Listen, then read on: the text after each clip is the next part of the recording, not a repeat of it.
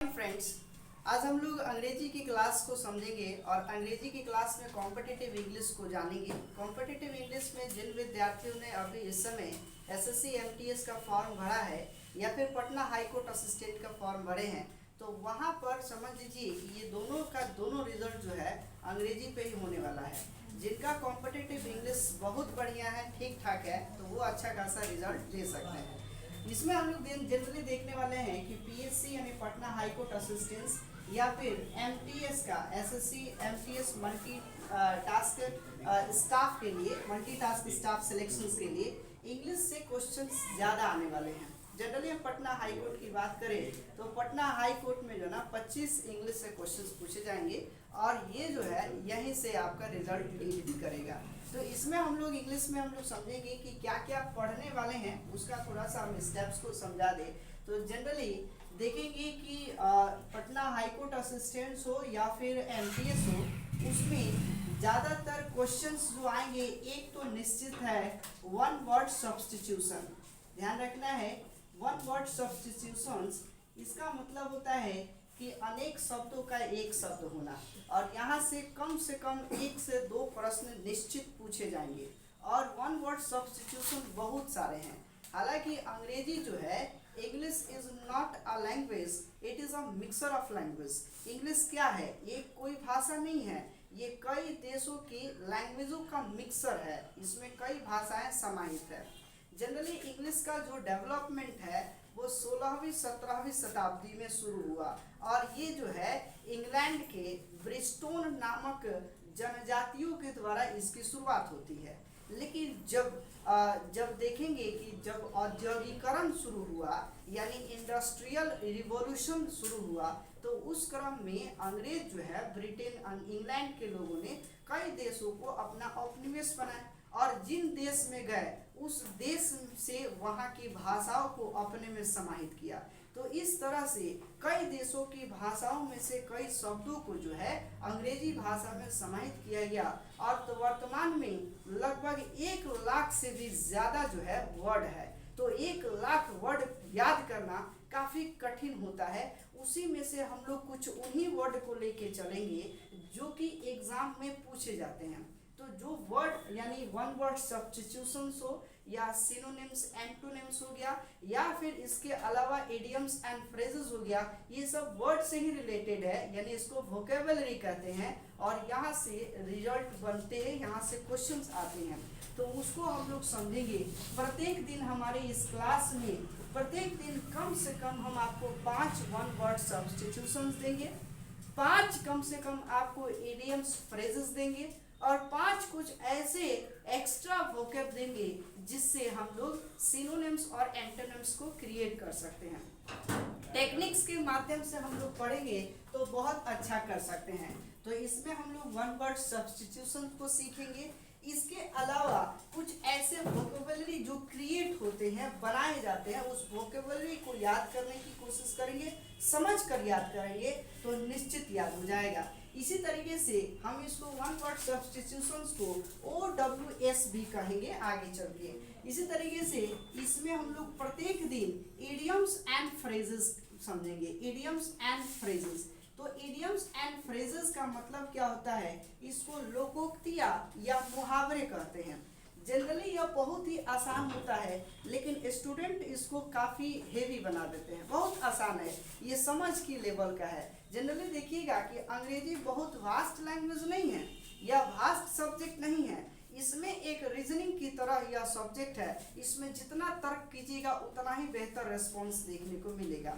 तो idioms and phrases प्रत्येक दिन जो है 5 कम से कम दिए जाएंगे, जिसमें से आप एक एक क्लास को देखेंगे तो लगभग हमारा 30 दिन का क्लास चलेगा। 29 दिनों के क्लासेस में अच्छे खासे आपका वन वर्ड सब्स्टिट्यूशन याद हो जाएंगे, इडियम्स फ्रेजेस याद हो जाएंगे, और इसके बाद जो है ना एक और सेक्शंस को हम लोग कंप्लीट समझेंगे, वो होगा ग्रामेटिकल सेक्शन। तो ग्रामेटिकल सेक्शन से आते क्या है कि एरर फाउंड करना, यानी कॉमन एरर आ जाते हैं। तो ग्रामेटिकल सेक्शन फुल अप पढ़ेंगे तो उसमें आपका ये कॉमन एरर बनाने आ जाएगा। तो इसमें हम लोग देखेंगे जनरली ग्रामेटिकल सेक्शन में एरर निकालने के लिए noun and it's error, pronoun and it's error, इसी तरीके से कंजक्शन एंड इट्स एरर। इसके बाद हम लोग टाइम एंड टेंस को देखेंगे, वॉइस को देखेंगे, रिमूवल टू, एम्पैथी को देखेंगे, नरेशन को देखेंगे। इतने सारे सेक्शंस को ठीक करेंगे तब जाके हमारे ग्रामेटिकल सेक्शंस कंप्लीट हो जाएगा। इसी तरीके से क्वेश्चन जो आते हैं हाईकोर्ट असिस्टेंट्स में हो या फिर आप एसएससी एमटीएस में, तो उसमें जनरली देखिएगा पैसेज से संबंधित टेस्ट आते हैं, उसको हम लोग क्लोज टेस्ट कहते हैं। तो क्लोज टेस्ट को हम लोग सीखेंगे कि कैसे उसको बनाएंगे। इसके अलावा कुछ अनसीन क्वेश्चन जो होते हैं जिसको आपने देखा नहीं है, तो वो अनसीन क्वेश्चन जो बनेंगे वो आपके न्यूज़पेपर से बनेगा। तो हम आपको इसमें यह भी सिखाएंगे कि न्यूज़पेपर पढ़ते कैसे हैं, न्यूज़पेपर रीडिंग सिखाएंगे। न्यूज़पेपर में द हिंदू न्यूज़पेपर यहाँ आप सामने लाएंगे और उसको पढ़ना सिखाएंगे, जिससे कि आपका अनसीन क्वेश्चन जो होता है वो क्वेश्चंस को सॉल्व कर सकते हैं। तो इतने सेक्शन को हम लोग 1 बाय 1 करके ठीक करने जा रहे हैं। तो चलिए बंधु शुरू करते हैं हम अपने क्लास के पड़ाव को। और सबसे पहले हम लोग समझेंगे वन वर्ड सब्स्टिट्यूशन में OWS के अंतर्गत एक एक वर्ड को देखेंगे, एक वर्ड से कई वर्ड हम लोग जानेंगे। जैसे एक वर्ड है, नाम है थियोलॉजी, नाम तो सुने होंगे। थियोलॉजी का मतलब क्या होता है?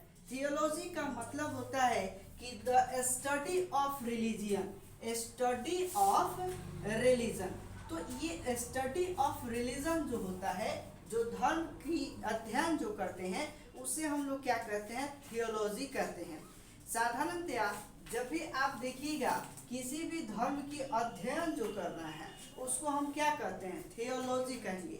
देखिए इसी तरीके से एक और वर्ड है, इसका नाम है थेइस्ट। तो थेइस्ट का मतलब होता है कि one who believe in God, one who believe in God, जो ईश्वर में विश्वास रखते हैं उसको हम लोग थेइस्ट कहते हैं। जो ईश्वर में विश्वास रखते हैं उस व्यक्ति को क्या कहते हैं? थेइस्ट कहते हैं। एक आपने नाम सुना होगा, हिंदी में नास्तिक शब्द आता है और एक आस्तिक शब्द आता है। तो जो ईश्वर में विश्वास रखते हैं उसको आस्तिक कहते हैं। तो ये हिंदी की बात हो गई। लेकिन अंग्रेजी में one who believe in God उसको कौन से शब्द से जाने जाएंगे? तो वो हो जाएगा थेइस्ट हो जाएगा। लेकिन अगर हमने यहाँ पर अथेइस्ट कह दिए, ए लगा दिए थेइस्ट में, ATHEIST, तो अथेइस्ट का मतलब हुआ कि one who does not believe in God, one who does not believe in God, जो गॉड में बिलीव नहीं रखते हैं। One who does not believe in God, जो ईश्वर में विश्वास नहीं रखते हैं, उन्हें क्या कहा जाता है? अथेइस्ट कहते हैं, नास्तिक कहते हैं। तो आपको याद हो गया कि हम थेइस्ट लेके चल रहे थे, इसमें भी है, थे इसमें भी है, थे इसमें भी है। तो थियोलॉजी हो गया। तो थियोलॉजी लग गया, मतलब जो है ईश्वर का अध्ययन करना, मतलब ये हुआ स्टडी ऑफ रिलीजन, किसी धर्म का अध्ययन करना। इससे होता है थेइस्ट लगा दिए तो ये हुआ one who believe in God. इसी तरीके से अथेइस्ट लगा दिए तो ये हो जाएगा one who does not believe in God. इसी तरीके से एक और होता है कि इसमें एक यहाँ लगा दिए मोनोथेइस्ट। तो मोनोथेइस्ट का मतलब ये हुआ one who believe in a single God. देखो ध्यान रखना, वर्ड आता है मोनो का मतलब होता है सिंगल और पॉली का मतलब होता है बहुत सारा। तो मोनो लग गया तो ये हो गया मोनोथेइस्ट। इसका मतलब ये हुआ one who believe in single God, जो किसी एक ईश्वर में विश्वास करते हैं उन्हें क्या कहते हैं? मोनोथेइस्ट कहते हैं, मोनोथेइस्ट कहेंगे। इसी तरीके से आप देखेंगे नेक्स्ट जो होता है एक वर्ड होता है कि एक वर्ड हो जाएगा थेइज्म। थेइज्म हो जाएगा। थेइज्म का मतलब होता है, थेइज्म का मतलब हो जाएगा कि ये कह सकते हैं फीलिंग टूवर्ड्स रिलीजन, मतलब किसी धर्म के शब्दों में अगर महसूस करते हैं, उसमें एकदम रत गए हैं, रम गए हैं, तो उसको क्या कहते हैं? थेइज्म कहते हैं। एकदम उसमें फीलिंग करना, तो feeling in words of religion, किसी रिलीजन की यानी धर्म के शब्दों में एकदम रत जाना क्या कहलाता है? थेइज्म कहा जाता है। तो आपने एक चीज देखा, THE को ही देखा, थे को ही देखा, और थे से रिलेटेड हमने कितने सारे वन वर्ड सब्स्टिट्यूशंस को आज सीखे। एक सीखे थियोलॉजी, तो थियोलॉजी से समझ गए क्या बंधु? तो स्टडी ऑफ रिलीजन। और अगर हमने कह दिया थेइस्ट, तो थेइस्ट से समझे one who believe in God. अगर मैंने कह दिया अथेइस्ट, तो अथेइस्ट का मतलब हमने क्या समझा कि one who does not believe in God, इसको नास्तिक कहते हैं। लेकिन थेइज्म कह दिए तो जो ईश्वर में रत है उसको थेइज्म कहते हैं। एकदम उसमें रत जाना, रम हो जाना, तो feeling in the words of God यानी ईश्वर के शब्दों में रम जाना, उसी को क्या कहते हैं? थेइज्म कहते हैं। मोनोथेइस्ट हो गया, तो मोनोथेइस्ट का मतलब हुआ one who believe in a single God, एक ईश्वर में विश्वास करना, जिसको एकेश्वरवादी कहते हैं हिंदी में। तो हालांकि हिंदी पर अभी हम लोग फोकस नहीं करेंगे, इसका मतलब यही होता है वन हु, आप ये देख सकते हैं वन वर्ड सब्स्टिट्यूशन। इसी तरीके से कुछ और वोकेबलरी को हम लोग समझेंगे। एक वोकेबलरी जो होता है, एक वर्ड आता है, नाम है साइड। साइड को हम लोग मर्डर के नाम से जानते हैं, हत्या के नाम से जानते हैं, हिंदी इसका हत्या होता है। तो साइड से देखो कितने वर्ड बनेंगे। एक साइड में एक वर्ड लगा दिए सुसाइड, तो सुसाइड का मतलब हो गया क्या?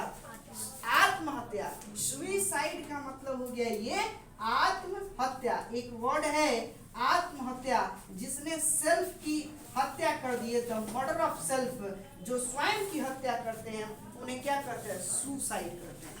लेकिन इसी में एक वर्ड आ गया, नाम है इसका पैट्रिसाइड। बंधु ध्यान रखना, पैट्रिसाइड। तो पैट्रिसाइड का मतलब हो गया मर्डर ऑफ फादर, यानी पिता की हत्या करना, उसे क्या कहते हैं? पैट्रिसाइड कहते हैं अंग्रेजी में। ये होता है, इसको पितृहंता अंग्रेजी में कहा जाता है, पितृहंता। तो पिता की हत्या करना, मर्डर ऑफ फादर, अंग्रेजी में लिखा रहे कि मर्डर ऑफ फादर, निम्नलिखित में से कौन इंगित कर रहा है? तो मर्डर ऑफ फादर का मतलब हो गया पैट्रिसाइड। लेकिन अगर वही माता की हत्या हो रही है, तो माता की हत्या के लिए एक वर्ड आता है मैट्रिसाइड। मैट्रिसाइड का मतलब क्या हुआ? Murder of mother. तो एक वर्ड हमें देखना है साइड। साइड में कितने वर्ड बनेंगे उसको एक एक को ठीक करते चले जाएंगे। एक हो गया सुसाइड, दूसरा हो गया पैट्रिसाइड, और तीसरा हो गया मैट्रिसाइड। और इसी तरीके से एक और होता है, एक और वर्ड हमारे सामने आ जाएगा, जैसे कि वो होता है, देख सकते हैं, एक होता है पैरिसाइड, PARRICIDE। पैरिसाइड का मतलब होता है मर्डर ऑफ पेरेंट। तो यदि पेरेंट की हत्या हो रही है, माता पिता की हत्या होगी, तो वहां पर कहेंगे पैरिसाइड वर्ड हो जाएगा। इसी तरीके से हो जाएगा पैट्रिसाइड हो गया, मैट्रिसाइड हो गया, पैरिसाइड हो गया। ठीक इसी तरीके से एक वर्ड और आता है, नाम है इसका रेजिसाइड। तो रेजिसाइड का मतलब ये हुआ कि मर्डर ऑफ किंग। अगर राजा की हत्या होती है तो राजा की हत्या को क्या कहेंगे? रेजिसाइड कहते हैं। अगर कुत्ते की हत्या होगी तो यहाँ पर बंधु कैनिसाइड हो जाएगा, यानी मर्डर ऑफ डॉग, यानी कुत्ते की हत्या होगी तो वो हो जाएगा कैनिसाइड वर्ड बनेगा, मर्डर ऑफ डॉग। इसी तरीके से आप देखेंगे फ्रैक्ट्रीसाइड। फ्रैक्ट्रीसाइड का मतलब क्या हुआ? फ्रैक्ट्रीसाइड। तो फ्रैक्ट्रीसाइड का मतलब होता है मर्डर ऑफ ब्रदर, यानी भाई की हत्या होगी तो वहां एक वर्ड बन जाएगा fratricide, murder of brother. Murder of brother का मतलब हो गया फ्रैक्ट्रीसाइड। उस तरीके से यदि बहन की हत्या होगी तो यहाँ एक वर्ड होगा सरोरीसाइड। सरोरीसाइड, तो ये हो गया मर्डर ऑफ सिस्टर। एकदम आसान है बंधु, याद रखना बहुत इजी है। सरोरीसाइड, सरोरी मतलब सोरो, मतलब क्या होता है यही याद रखना। सिस्टर को ही सोरो कहा जा रहा है, यानी दुख भी कहा जाता है सोरो। ये हो जाएगा वही सौरो हो गया, और इसी को सरोरी साइड कहेंगे। सरोरी साइड जो होगा वो इसका मतलब क्या हो जाएगा, मर्डर ऑफ सिस्टर, SORORICIDE, सरोरिसाइड मतलब हो जाएगा मर्डर ऑफ सिस्टर। लेकिन इसी तरीके से एक वर्ड आता है इन्फेंटिसाइड। इन्फेंटिसाइड का मतलब होता है मर्डर ऑफ चिल्ड्रन, यानी किसी बच्चे की हत्या करना, शिशु की हत्या करना। तो ये हो जाएगा मर्डर ऑफ चाइल्ड, ये क्या हो जाएगा, ये वर्ड हो जाएगा इन्फेंट्रीसाइड। उसी तरीके से होता है एक वर्ड होता है फोर्टिसाइड। तो फोर्टिसाइड का मतलब होता है भ्रूण हत्या, यानी पल रहे बच्चे, जो कोख में पल रहे बच्चे हैं उनकी हत्या होती है, तो उसे हम वर्ड डालते हैं फोर्टिसाइड।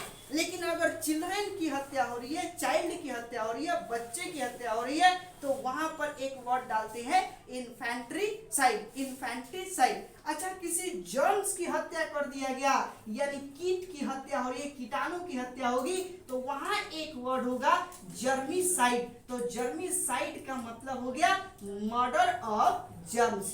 बहुत आसान है, मर्डर ऑफ जर्म्स यानी किसी कीटाणुओं की हत्या होगी, तो यहाँ एक वर्ड क्या बनेगा, जर्मिसाइड। बहुत आसान है, साइड एक याद रखें। इसी तरीके से एक और वर्ड आप याद कर सकते हैं, नाम है गेनोसाइड, GENOCIDE, गेनोसाइड। इसका मतलब हो गया मर्डर ऑफ कम्युनिटी, जाति की हत्या होती है, यानी किसी समूह की हत्या होगी तो गेनोसाइड लिखेंगे, मर्डर ऑफ कम्युनिटी।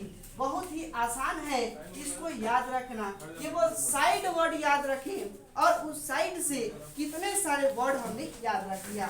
इसी तरीके से एक और वर्ड आप याद रख सकते हैं, वो होता है होमिसाइड।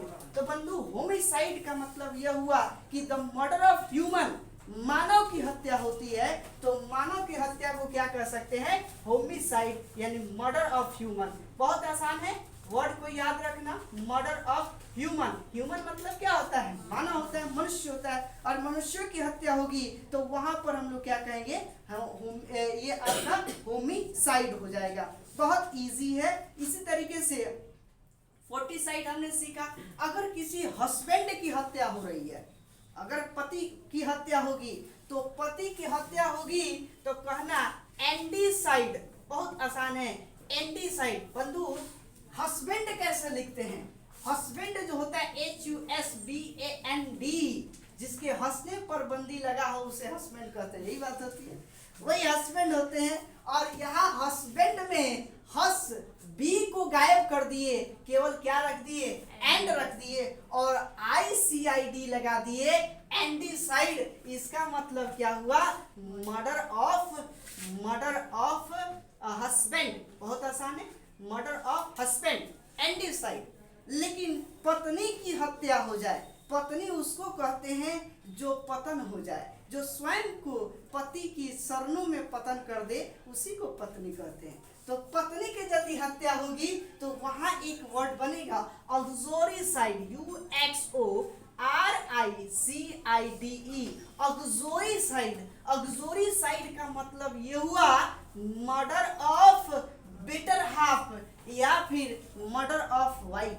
बेटर हाफ का मतलब ही क्या होता है, पत्नी ही होता है, तो मर्डर ऑफ वाइफ लिख सकते हो या मर्डर ऑफ बेटर हाफ लिख सकते हो, अर्धांगिनी।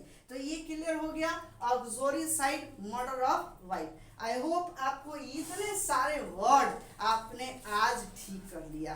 इसी तरीके से हम हर स्लाइड में आपको एक एक वर्ड को ठीक करते हुए चलेंगे। वीडियो को पॉज किया जाए।